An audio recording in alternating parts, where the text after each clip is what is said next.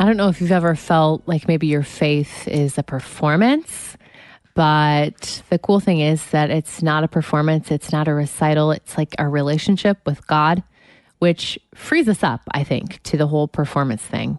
We're reading this book. It's called Everybody Always from Bob Goff, and asking you to read it with us. Lots of WBG listeners are hundreds, and Jonathan and I are reading it too. We're loving it, so would love for you to do it with us.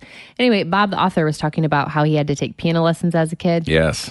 And how he was just so nervous, like at the recital, how he did such a horrible job on his song, and how he quit. He quit piano lessons after that day because he was so embarrassed. So then years and years later, he comes across a piano. He's like, 25 or something, hasn't played in years.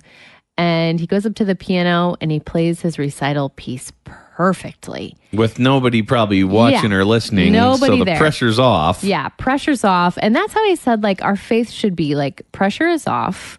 This is not a recital. This is not a performance. There are no stages.